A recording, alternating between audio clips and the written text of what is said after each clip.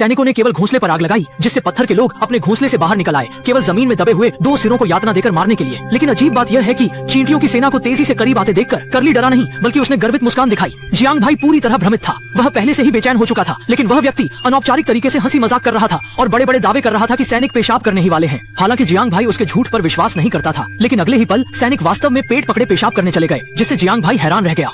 कैसे ही उसने सिर मोड़ा और देखा, सामने वाले का कोई निशान नहीं था। एक तरफ तो बचपन से साथ खेले वाला दोस्त था और अब वही उसे अकेला छोड़कर भाग गया, जिससे जियांग भाई को गुस्सा आ गया। लेकिन इसी समय सैनिक अचानक लौट आया, मगर करली ने उसे एक डंडा मारकर मिट्टी के ढलान से नीचे गिरा दिया। यह आवाज दूसरे सैनिक को बुलाने के लिए आकर्षित कर गई। इससे पहले कि वह पूरी तरह समझ पाता कि क्या हुआ, करली ने उसे खाई में धकेल दिया, जिससे वह सीधे आदमी खाने वाली चींटियों के घोंसले पर गिरा। केवल 1 मिनट में सैनिक उसका निशान मिट गया।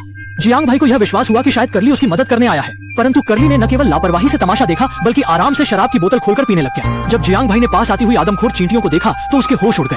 कोई अन्य उपाय न दिखने पर उसने रहम की भीख मांगी, लेकिन करली की मांग ने उसे पूरी तरह से चौंका दिया। उसने कहा कि अगर जियांग भाई अपनी प्रेमिका को छोड़ने को तैयार हो तभी वह कुछ करेगा। ऐसी मांग ने उसे हिला दिया, लेकिन उससे विकल्प छिन चुका था और उसने मजबूरी में मान लिया। इतने में चींटियां पास आ गईं, लेकिन करली ने अपनी जगह छोड़ी नहीं और तुरंत घोड़े के मूत्र का सेवन कर लिया।